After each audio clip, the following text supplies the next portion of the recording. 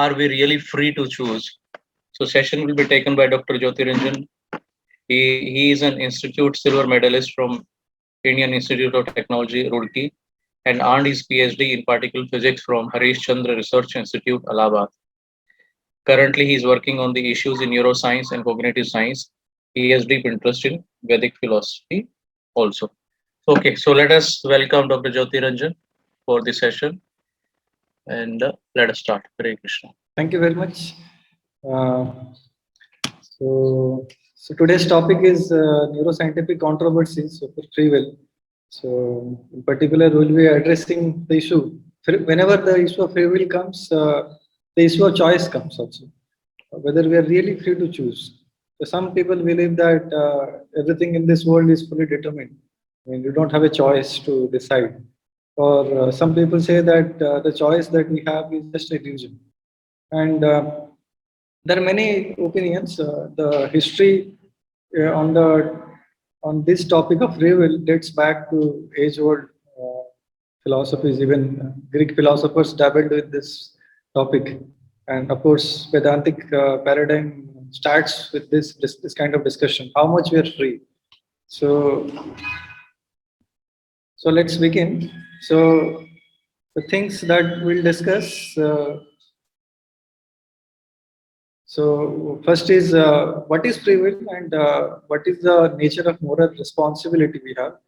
Then we'll go into the details, at least some experiments that have changed the way at least the scientific community thinks about free will. So there are some of the neuroscientific experiments starting from Benjamin Libet in 1983. And then we'll reflect some issues in Vedantic perspective. Okay, so these are three broad categories that I will be discussing. Okay, so what is free will and what is moral responsibility associated with that? So free will is always thought to be a kind of power to control one's choice and actions. For example, suppose you are crossing a road and you have two choices, whether you want to go to the left or to the right.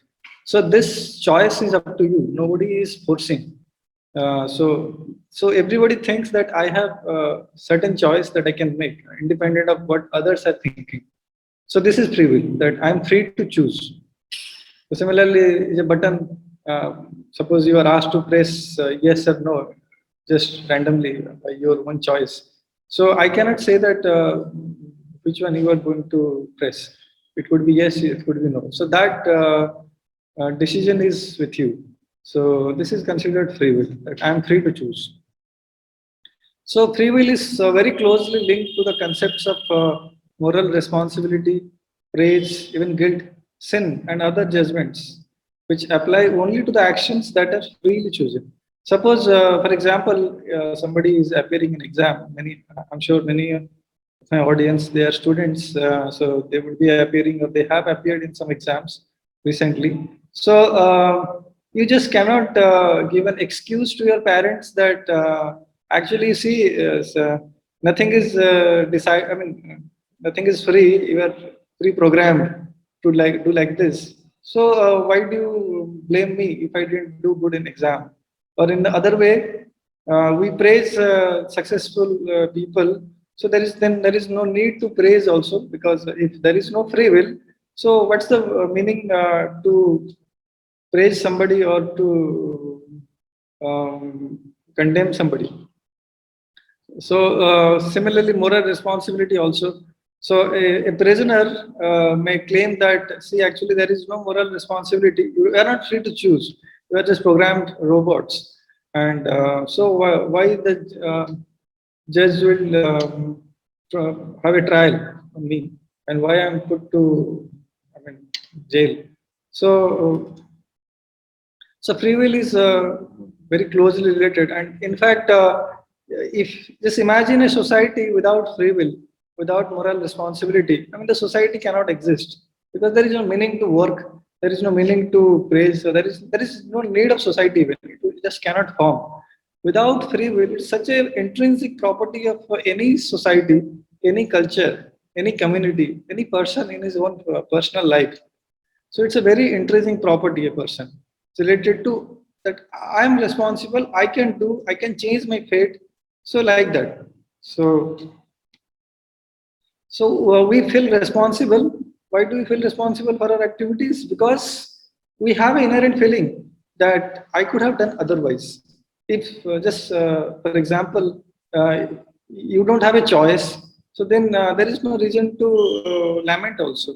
So we feel responsible just because that there was another choice that I could have chosen. So this is very important. The discussion on free will. So, what is free will?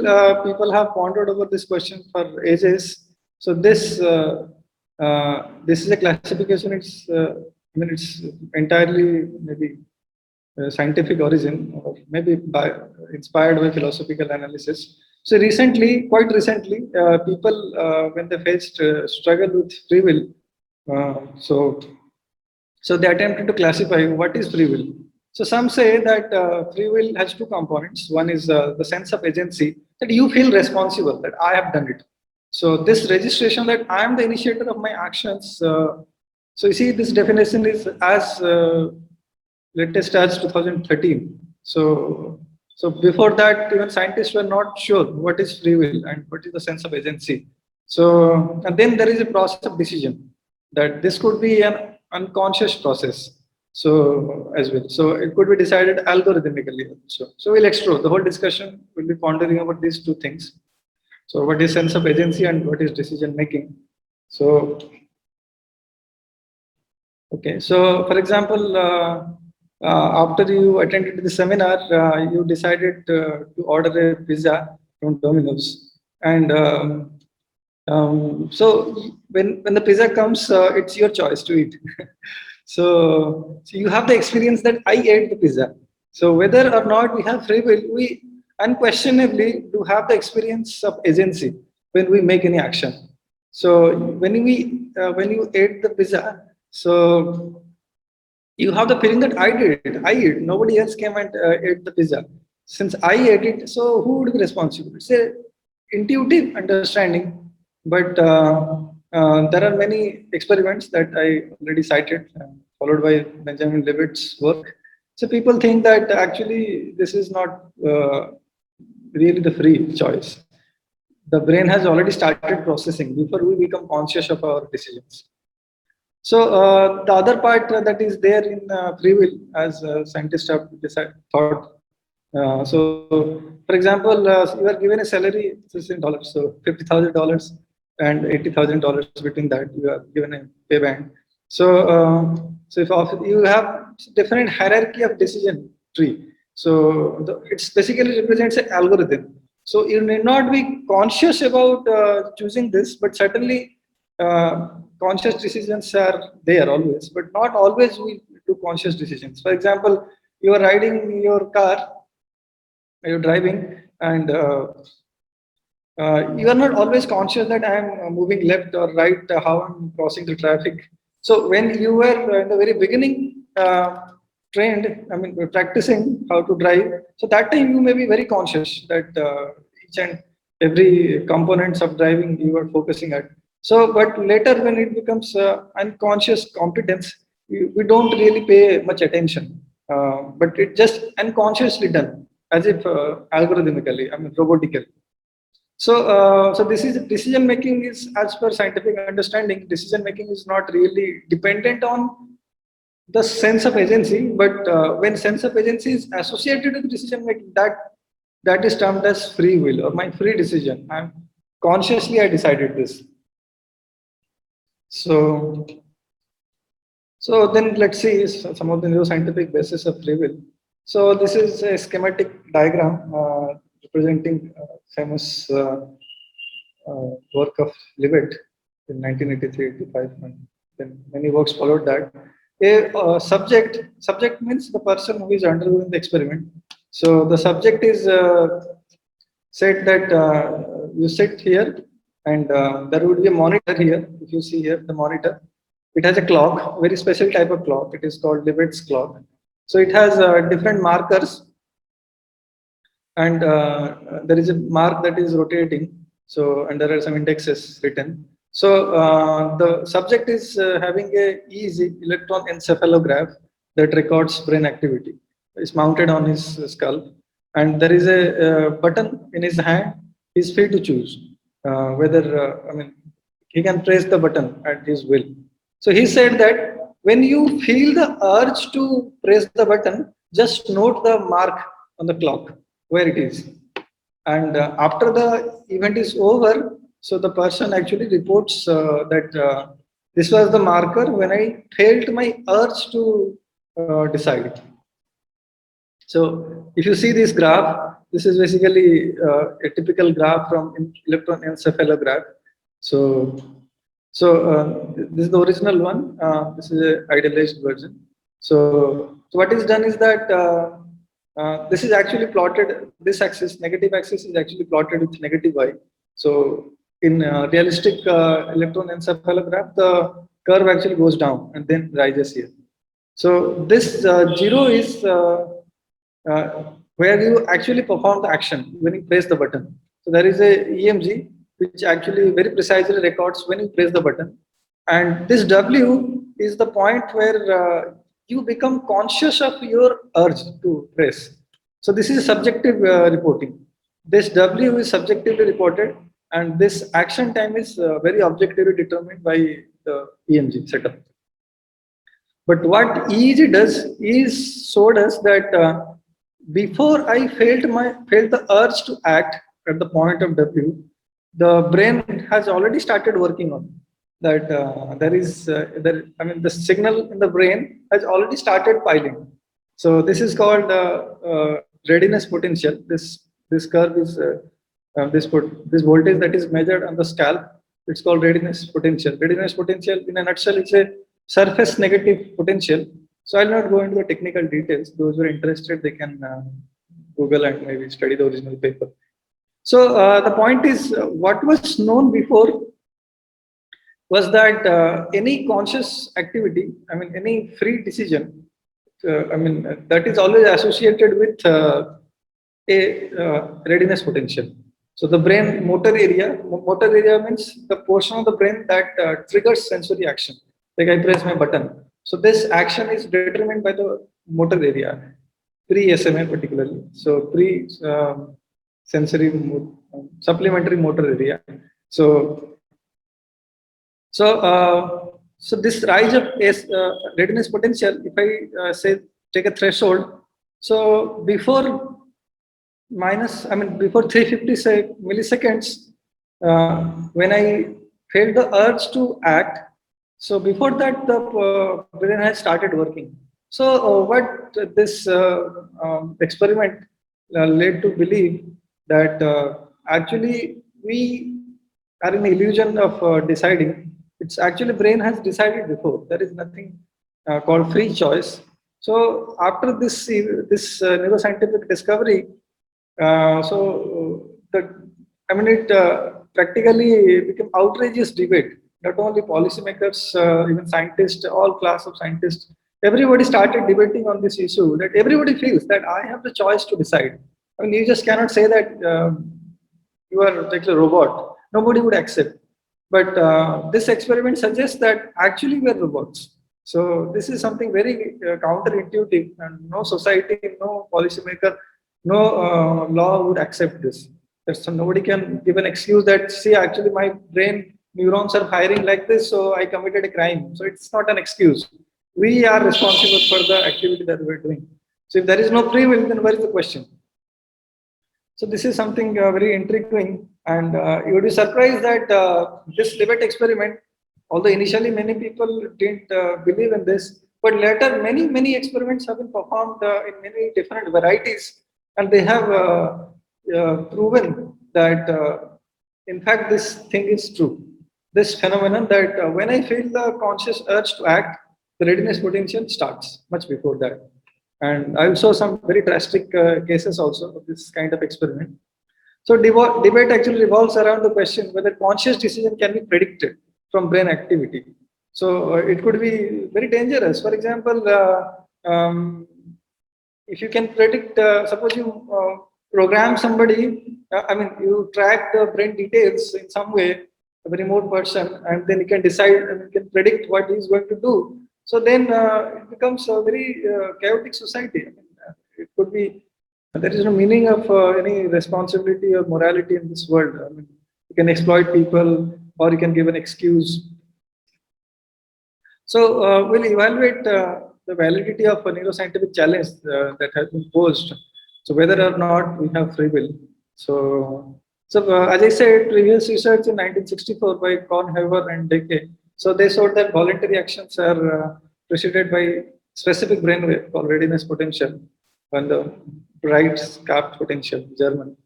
So, so this was Libet's ingenious idea that he related the onset of readiness potential with W, finding that the onset of RP actually precedes W by very, significant amount, few hundred milliseconds. So you may say that actually when the person actually felt the urge to act, so there could be some kind of sensory delay when he felt the conscious awareness. Even if you take into account that this 350 milliseconds is quite good enough, that the brain has already started the activity. So there are some recent works. I will not go into again the details. So as later as 2011, Triad et al. They studied single neurons, and they also confirmed this effect. And even they could predict what is going to be the decision of the subject 70%, with a 70% accuracy and 500 milliseconds before W. Levitt was 350 milliseconds, and but this experiment showed with 70% accuracy, but 500 milliseconds before. Even more tough to explain. Again, there was another experiment by Soon et al. It's a very pioneering work, and this work, when it was published in Nature, so it practically rose to the Hall of Fame in 2008 and later also. So practically the number of citations here and the original Levitt's paper kind of similar. That shows that how important it was. So in this experiment, the subject was shown certain screens that certain letters would be flashing after 500 milliseconds, and the person has two buttons, left and right. So he is free to choose which one to press, and so then he would note the letter where it appears. You just note the letter, and after the trial is over, so then he would be shown a screen to choose, and he would choose that which one was the correct one that he thought. So like that, this experiment, individual trial lasted for some 13-14 milliseconds, 13-14 seconds actually. So the whole trial was carried over 13-14 seconds, and there are many health trials. So what was significant was that although it's very less accuracy, but this experiment could exactly predict what is the choice that's going to be as long as 8 seconds before. Just can you imagine if I can predict that what you are going to do before 8 seconds? I mean, 8 seconds you practically can destroy the whole world. So this is something very significant that happened, and this was such a mind-blowing experiment. Many people started thinking that actually we don't have free will, and many people like Sam Harris and many others started writing popular books that actually we're just programmed robots. Everything is predetermined. There is nothing called conscious choice because earlier, before Libet's work, every time this free will was discussed, so it was thought to be metaphysical origin because the agency is always pointing to some metaphysical origin, a soul or Atma in our Vedic tradition. So, but Libet, what he did, the wonderful thing is that he gave a naturalistic explanation, a scientific explanation of what is our free choice. So, and when people saw that this 8 seconds before one can predict, this was certainly very significant. And but there are many challenges. The debates over the validity of Libet's paradigm is not yet over. There are actually similar kind of works have started after Libet, and the questions on sense of agency and the questions on decision making is a very hot topic in even today in AI, neuroscience, cognitive science, all these areas. So the important question is whether the experimental setup that is done in Libet, it resembles the actual life voluntary case. So, so what is in our natural setup? We don't really choose between. Pressing a button. That's a very naive, primitive thing to do. So in our practical life, we have a very deliberate choice to think over. I mean, it's not a haphazard or random thing that is done in this kind of experiments. Because these experiments, you see, you have to do a experiment in a very controlled fashion. So we cannot allow many parameters to change the outcomes. So that's why researchers choose this controlled setup, choosing between very primitive things. So, but people question that these are not really real life situations where you voluntarily act, or I mean, some criminal is punished. I mean, you cannot compare that kind of free decision with the neuroscientific experimental free decision. They're widely different. Then the question arose from a subjective time of awareness. This is also a very big question, that the W, that when you feel the urge to act, you see, it's a very subjective thing. So this is something hazy. I mean, how do you really become sure that this is the point when you actually felt the urge, when you started thinking about, maybe before that you have started pondering over the question. So maybe when the brain activity started, so it could be because you are instructed that such thing you have to do. Already there is a pre-setup in your mind that I have to act accordingly. So the subjective time awareness is an issue. But later many experiments were done where there was significant relaxation in this criteria, but still this Libet kind of setup was Libet kind of results were still observed. And it has been long debated whether reporting the conscious intention might alter the process under investigation. When you consciously press a button, maybe this act itself might have spoiled the whole choice, because in real life it's a different situation. I mean, you don't report, so you just do it. So then interpretation of readiness potential. This is very important. The most important thing I would say. The readiness potential, it practically went unquestioned till 2012 to reflect unconscious preparation. Every time readiness potential was discussed, it was always associated with free choice. So, but Schruger et al., Aaron Schruger, in 2012, he gave a model of decision making.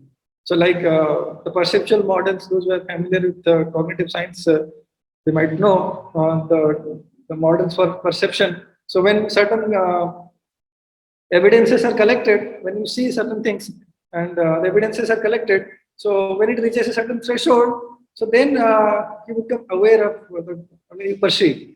So similarly, this free will is also thought to be a decision making, process like a perception. So this readiness potential also is heavily challenged. And then there is alternative interpretations of Libet also that look at the general conscious intention to act at the beginning of the experiment rather than at W. So these are some of the studies that have been done. So there are countless challenges to Libet's experiment, because this question on free will is such a significant question that it practically applies to philosophers, to scientists, to lawmakers, everybody. So for last 40 years, it has been a quite bit of debate. So people question the ecological validity of Libet setup, as I said, that the participants can choose when to execute the predefined action. So another problematic aspect of the task is that the instruction that is given, namely to carry out a specific action at a chosen moment in time, unlike in natural choices. This I said before. So the Libet task investigates intentional action in a very restricted setup that can hardly be generalized to natural choices. So hope this issue is clear. So just to summarize what we discussed. So in Libet style experiment, before the brain, before the person, the subject feels the urge to act, the brain has already started preparation. But people actually question this validity of this whole setup, that we really don't decide in our day-to-day life like this. So then introspection and subjective reporting, that maybe reporting itself can spoil the thing. Maybe the participant accurately report the timing of their conscious intention. And is this report really valid measure of awareness of the intention? This is a question also. Intention, what is how to measure the intention? So anyway, so these are some of the issues. And here is another very famous, not very famous, it's a very recent work that gave a very different perspective of readiness potential. You see, the whole discussion, the heart is the readiness potential, being the marker of conscious decisions. So, what this experiment did, so this experiment actually, instead of giving an arbitrary, very vague kind of limit task, I mean, choosing between pressing the button, left button, right button, looking at um, the marker on the clock. So instead of doing that, it gave a very realistic decision whether to. There are choices like whether a person is willing to donate for some philanthropic work, to promote terrorism, or to promote child abortion. So like that, there are a few choices that are given, and instead of the traditional debate style work, and the choices are quite complicated. I mean, person has to at least reflect a thought on that. So that became the deliberate choice. So this experiment made two kinds of setup. One is arbitrary, the usual debate-like setup, and then deliberate choice, like whether you are willing to donate for child abortion or donate for philanthropic work or some other choices. So what was seen, this curve you see, this is readiness potential. Earlier it was plotted, this negative y was plotted as positive, the same thing basically. So this is for arbitrary process, and this is for deliberate process. The green, the red curve is actually the deliberate process, and this blue curve is actually arbitrary choice. This is exactly the readiness potential that is observed in Libet style setup, that this peak being where you felt the urge to act.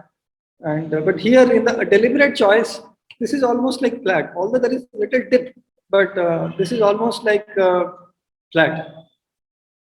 So what was their conclusion? Although this is not so well accepted, but still it's a significant work to pursue further. So what was the difference is that whenever there is deliberate choice, so the readiness potential is kind of absent. And when there is unconscious arbitrary choice, so there is a sharp peak in readiness potential. So what was earlier thought to be uh, marker of no free will is now in a very naturalistic, I mean, very natural real life situation. It appears that actually readiness potential is not a marker of our conscious decisions. So this is something very significant, and I'm sure that there will be further works on this. Even our team will also planning to work in a similar line. So in a nutshell, so free will actually refers to conscious will. That I make a conscious decision. So there is a role of significant role of agency. That I feel the responsibility that I am acting. So without the sense of agency, it's not really free will. So even in our own day-to-day life, there could be situations where I actually not consciously choose. So whether I should call it a free will or not. So it's a question, important question. So, but it's not so well answered yet in science. So people are exploring the exact nature of sense of agency, because you see the sense of agency that I discussed at the very beginning. Here, the sense of agency and the decision making in our AI and computational setup, like one can exactly replicate the decision making process in the human brain, maybe in some day. So maybe we'll achieve quick AI. So, but the sense of agency is a kind of a subjective thing. So to quantify sense of agency, it's a very difficult job in scientific study. So what was done before was that a subjective evaluation of sense of agency was being done. But quite recently, people have started making sense of agency as an indirect observation, making some statistical inference of sense of agency. Maybe many people have started working in that area to give a, although exactly that doesn't capture sense of agency, but at least some pattern that quantifies the sense of agency. So people have started working maybe as the scientific research progresses. So these two issues, sense of agency and decision making, being the fundamental components of free will, would be more clear, and the questions on readiness potential, decision making, all these issues would be more transparent. So, so having said this, the controversies that is there in, I just summarize a little bit only. There are a lot more to discuss. So, but this is not a technical presentation. So, in some experiment also, quite recently, people made some brain-computer interface, and the people subjects were actually playing computer games, and so it was observed that before the person actually presses the button or decides something, the computer has already decided and presses the video button. Call कर रहे थे सब लोग I think there is. So computer has already decided, so it flashes the button. So there are such experiments also. So having said all these things, it's a big controversial area, and the research have been progressing in this area. So, but let's see what our Vedic paradigm says. Is everything predetermined? So I would ask our participants, how many of you think that I mean, not caring for what happened in neuroscience, or I mean, your own feeling that what would happen if things are predetermined? So, what adversities would come up? Maybe we can just chat, or whether everything is predetermined.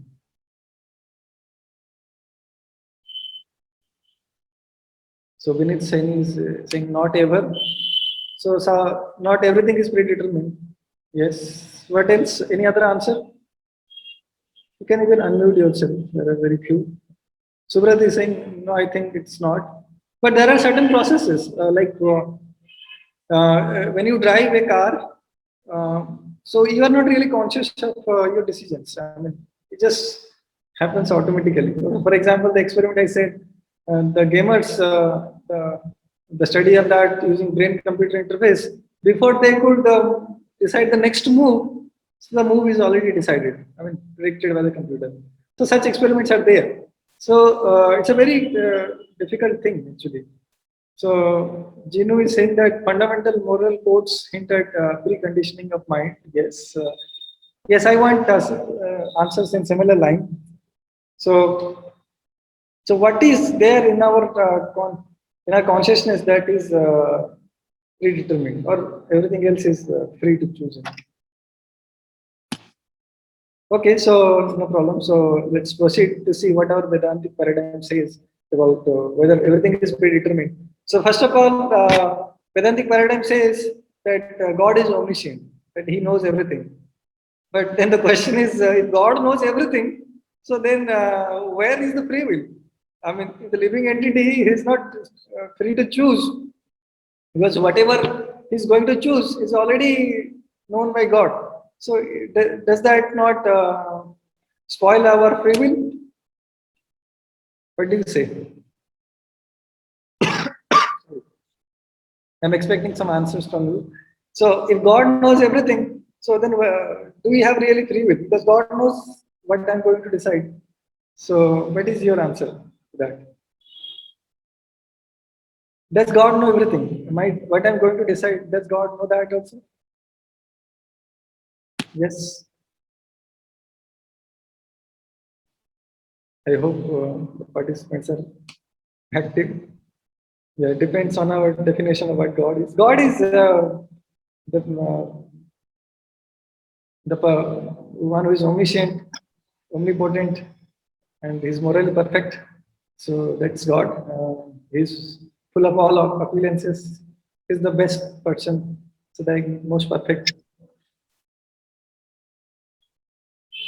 Yes. So Sitendra is saying if God knows everything before I have taken my decision, there is no free will. Yes. So, but is God omniscient or not? Certainly, God is omniscient, but then I have no free will. So, this is a issue that has been discussed for quite some time, even in Western culture philosophy also. In fact, it's a difficult thing to answer. So, if God knows everything, then what is my role? So, this is Vinit Saini is saying building values influence the decision. Yes, but God knows everything. Suraj saying that omniscience means past, present, and future. So He knows what I'm going to act in the future. Yes, God knows. God says in Bhagavad Gita, Lord Krishna says that I know past, present, and future. So, so the point is, God, I mean, the knowledge contained in this world, it's not limited. And even the energies of God, that is also expanding. So even though, I mean, so actually God knows everything. So as per Vedic paradigm, so but still I have my own choice to decide, free will. So in some sense, some may say that God updates its knowledge. So not exactly. The point is the amount of free will that is given to us is very minuscule actually. The living entity actually exercises his free will only when he is aligned with God or when he is in spiritual world. So then he is really entitled to choose. But in this material world, when living entity is encased in gross and subtle body, so practically everything is conditioned. I mean, decided based on his past impressions, baggage of karma that he is having. So very little decision making power is there for the living entity. But it gives us an impression that actually we are free to choose. So let's learn from Bhagavad Sankhya what it says. It's actually the sense of agency is referred to as material ego. So the material ego springs from the Mahatattva, the cosmic soup where the whole universe is actually begin. So he's evolved from the Lord's own energy. The material ego is endowed predominantly with active power of three kinds. So this active power is given to material ego. That's more goodness, passion, and ignorance. So the more one is in the advanced consciousness, goodness is better than passion. Passion is better than ignorance. So when somebody is totally ignorant, so he has hardly any choice, just like animals. So they are in the mode of ignorance. So they have very little choice to make. They are just carried away, just like a robot. For example, suppose in India it's very common to see cattle roaming around on roads. So even if you hit them, they don't hit this, or don't roam here. So they will come like once again. So they don't have that kind of discrimination because consciousness is very poor, and the choice is very less actually for them. They're just programmed kind of robotically. And similarly, when it's passion, so it's little more. And when you're in goodness, so that's even more. And when one comes to the Turiya or the fourth level of consciousness or the spiritual consciousness, then one has the real free will. So decide. So the senses of perception, organs of action, they all evolve from there. And in the text 26, this is from third canto, 26th chapter of Srimad Bhagavatam. So the 26th verse says that this false ego is characterized by the doer as an instrument, as an effect. So it is further characterized as serene, active, or dull according to how it is influenced by the modes of goodness, passion, and ignorance. So the three modes, actually the ones, Satagun, Tamagun, Rajagun, as per Vedantic understanding, they are the actual doers. So that's why in Bhagavad Gita, so it is said that Prakriti Kriyamanani Guni Karmani Sarvasa Ahankara Vimudatma Kartahamiti Manyate. So this Kartahamiti Manyate is very significant. So Prakriti is doing everything, material nature, the Trigunatmaka Prakriti, Satagun, Tamagun, Rajagun. So the spirit soul bewildered by the influence of false ego thinks himself the doer of activities that are in actuality carried out by the three modes. So in fact, we have very little free will to choose. So the living entity instead, he feels that I am the doer. Like that's why we develop the sense of false identity, and this is very much required to maintain the sense of false identity. Because if I don't have a sense of false identity, then how this material body would continue?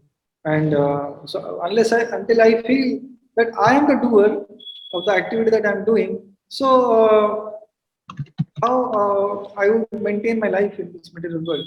So that's very much required, and it is called moho actually. So this illusion is created by the Supreme Lord, so that the living entity will always keep thinking that I am the doer. But in fact, in some way, our neuroscientific experiments point out that very little to choose actually. So most of the times it's pre-decided. So based on our sanskaras that we have carried in our chitta, in our subtle mind, subtle body, that sanskaras, that impressions actually govern how I'm going to act. For example, earlier, for example, you have done or eaten pizza from Domino's, you know that it is good. So next time you come across that pizza, so then you develop that yes, that is good, and you automatically kind of carry towards that activity. Although you feel that I'm consciously deciding, consciously doing, but it is mostly kind of automated. We have just very little free will there activated. So most of the activity that I'm doing, it's kind of predetermined by the baggage of karma that I'm having, the sanskaras I'm having.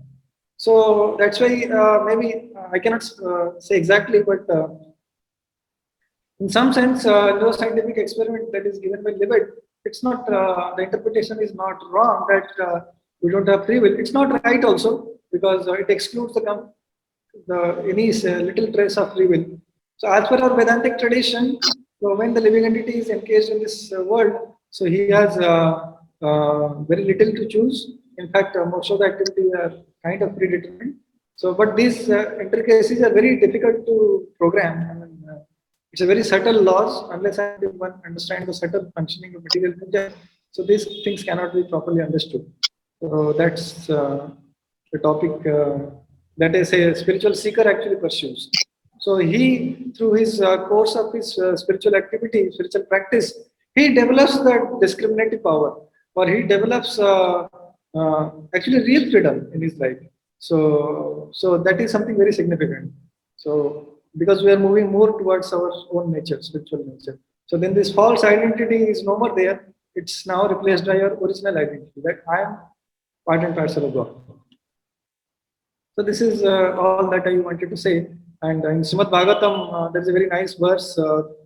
Ate vidu swartha gatim Vishnu durasaya he bhairathamani andha yatha andhaiva upaniyamana tepi satantra urudhamni baddha. So this line, urudhamni baddha, so as blind men guided by another blind man miss the right path, fall into ditch, materially attached men led by another materially attached men are bound by the ropes of beauty and level.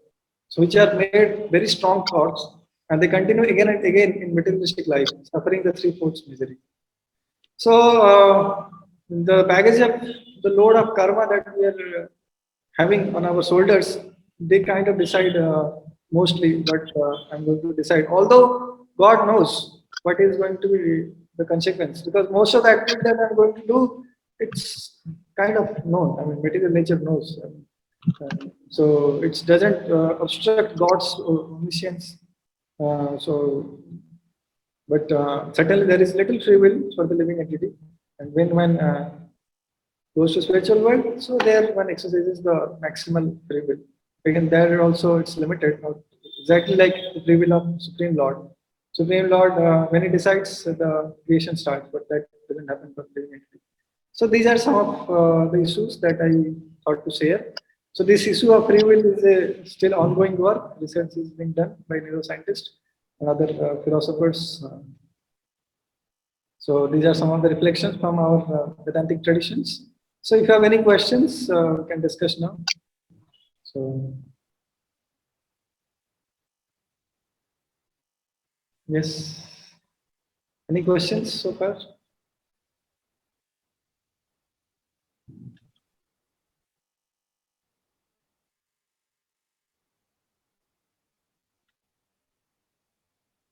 So there is a question, isn't the question of free will arising out of sense of identity? Yes.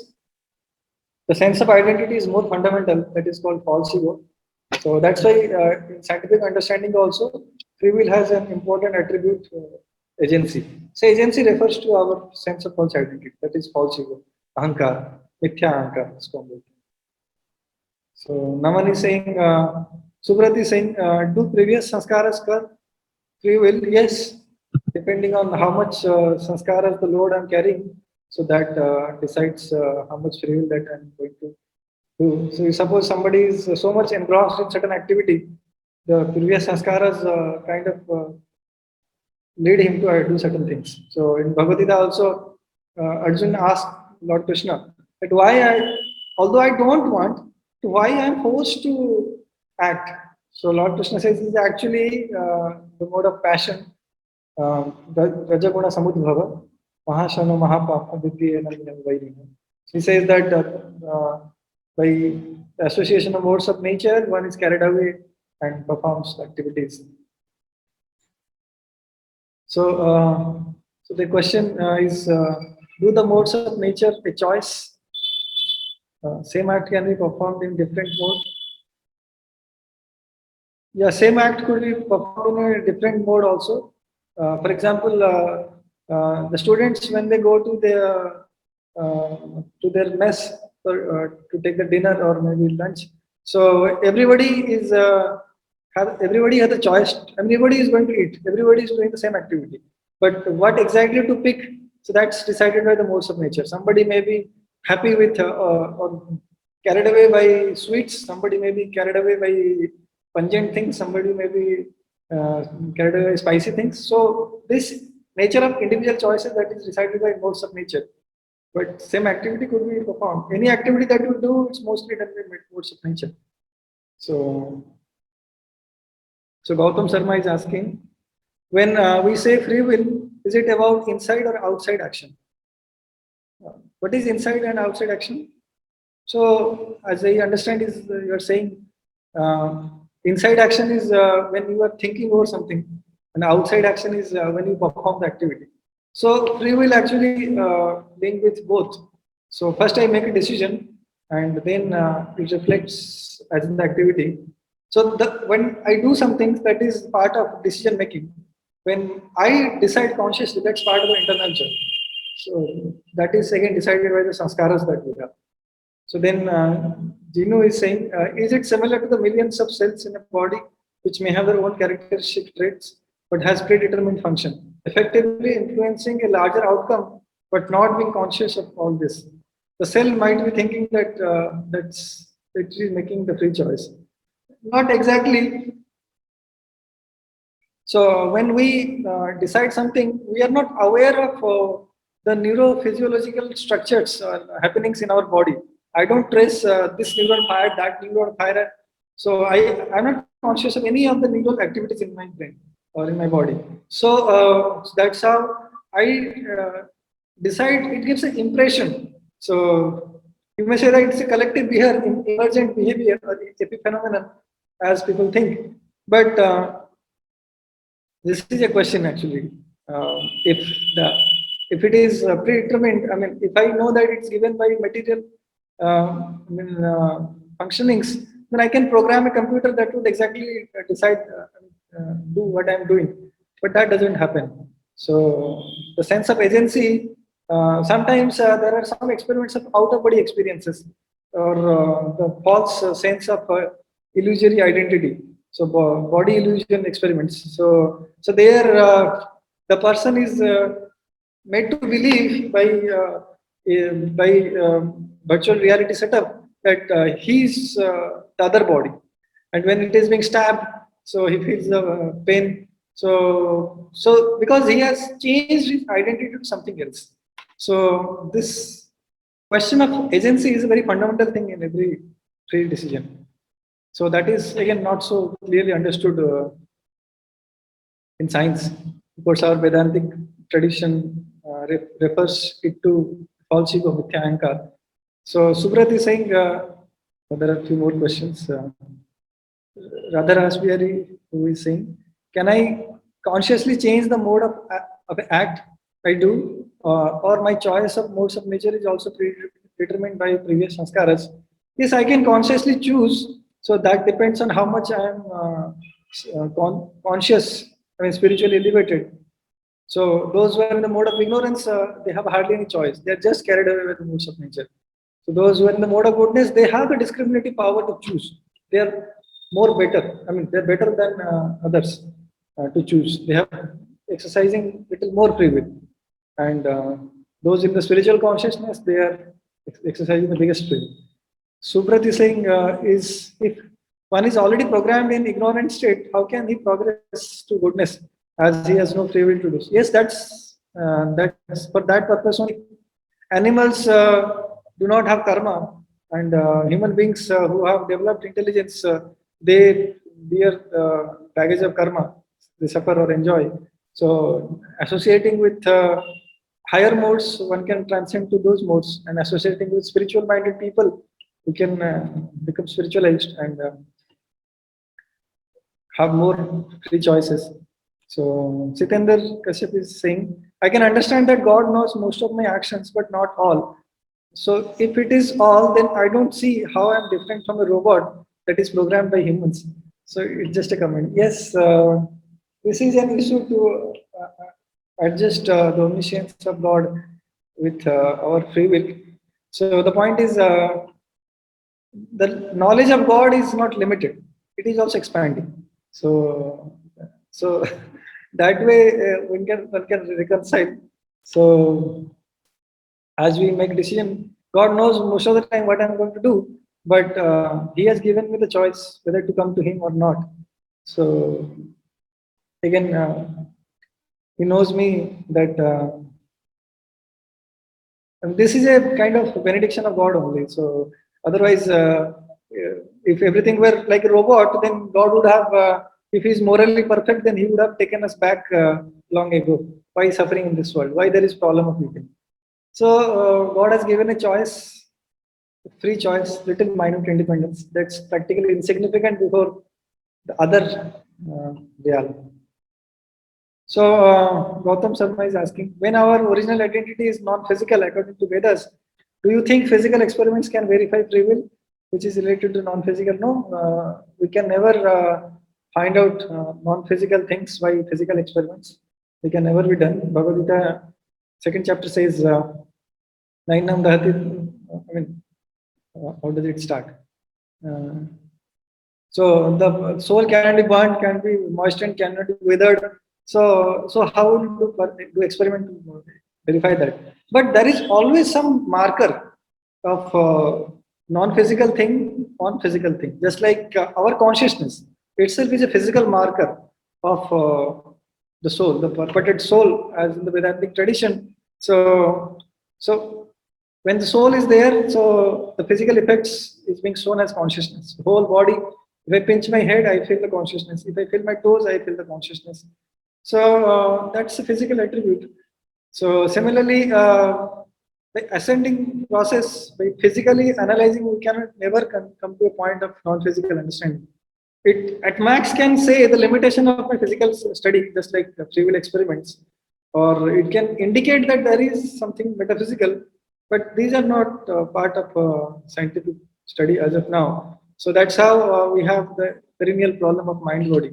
So mind-body problem is a problem in Western science, Western philosophy, because we don't understand the what is mind, what is consciousness. We think everything is matter, just epiphenomenon. So how the mind is interacting with body. So as for the Descartes, mind was different from body. So how mind is interacting, for him it was all nonsense. So he separated mind from the study of body, so made the spiritual study irrelevant. So by physical study, we can never come to non-physical understanding. So Genu is again asking, could you please provide your comments on the quantum double slit experiments? In your view, what is the influencing the outcome in presence of observer? Yes. So purposefully, I didn't touch this session or this discussion on quantum measurements.